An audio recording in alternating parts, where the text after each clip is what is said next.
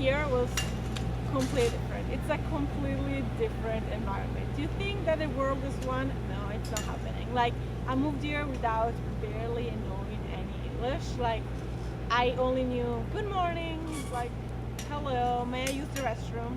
And the way I would talk to people, I would just like say yes and no and study their faces. So if like their face was like cringing after they asked me a question and I said yes, I probably given the wrong answer, so I would say no. So I remember that once I was in history class and I don't know, like I didn't know how I studied for an exam, but I just knew like word association. So I knew that Pilgrim went to Mayflower, and I knew that Christopher Columbus went in 1942. And the way I did the exam was just like, oh, this word sounds familiar, let's go here. And I ended up actually passing the exam for like some stroke of genius. And the teacher asked us, like, asked me, like, oh, did you study all in one day? And I was like, I have no idea what you just told me. Like, to me, he was talking Arabic or something. And I just said yes. And he looked at me and just like completely changed face and was like, really? You did? And I realized that I said the wrong word. So I said, oh, no. But that was like me for like 3.5 months, up until like Thanksgiving break. And after that, I was able to like learn better. I don't know, like it just clicked, something clicked, and I was able to like understand people when they were talking. My speaking is still not the best, but I'm getting there.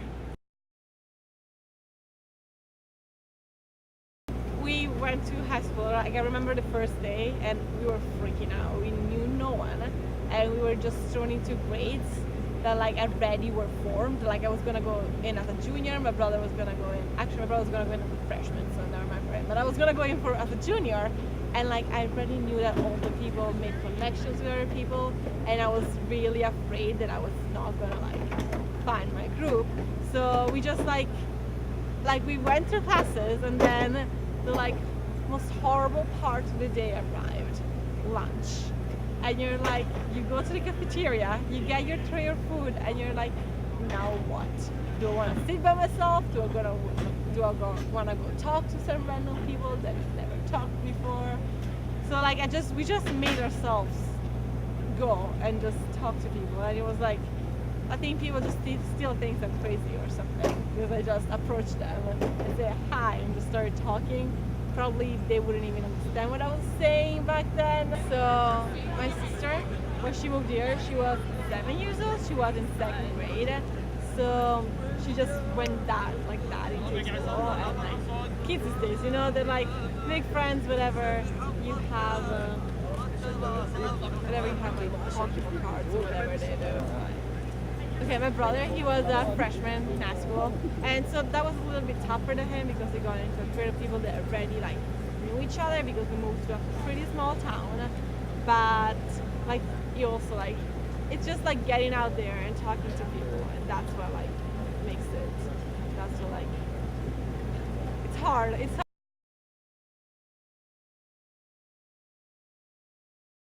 It is quite difficult because I miss her terribly. And but we try to call like every day. I try to like Skype her every day or like call her. There is this like I have cards that I can just like call her cell phone or something because this I mean it's my mom. I miss her, and I'm gonna go to Italy actually this winter break, and so I'm gonna see her this winter break, and I think she will come here over summer just like for a couple of weeks to visit. So I mean we try to make do or whatever, but like she realizes that we're growing and we need to have our own separate lives from our family life. So both of our parents like understand that we have to like make our own decisions, live by ourselves.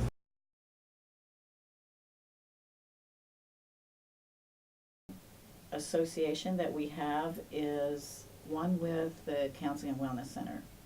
When I started in this position, which I'm in my 14th year, we really did not have a close association with that office, and the reason is twofold. One is because students from other countries find that going to a counselor or seeking help can create a stigma, and it shows a sign of weakness. So educating our international students about these services and the benefits of them is one of the processes that we go through.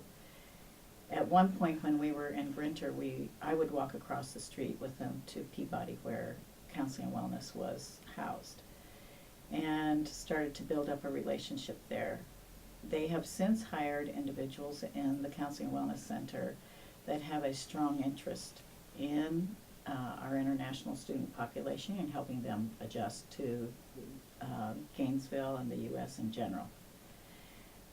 One of the things that we do is we put on workshops in conjunction with Counseling and Wellness on various topics. One that is strongly attended will be going on this Thursday, and that is one that deals with relationships. Students, international students, are not exactly sure about the interaction with U.S. kids, and so we have developed this workshop. We had one student who actually is the one that initiated the topic.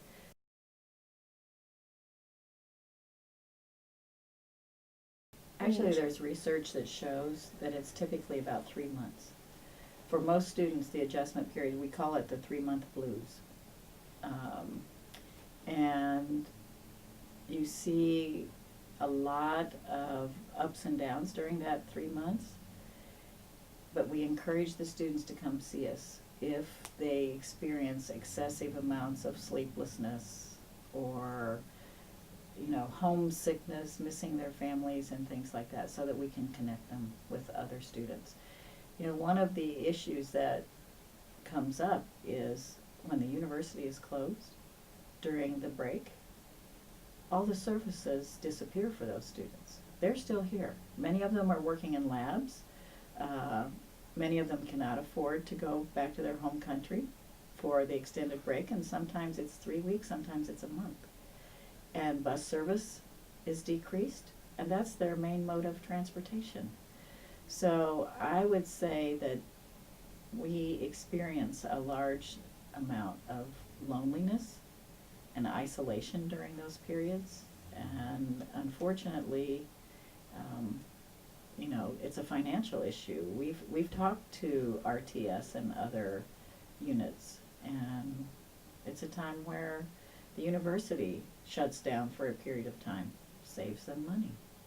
So when you think of the population of 50,000 students and possibly 4,000 of our students remain in Gainesville, that time can be a very lonely period of time for our students.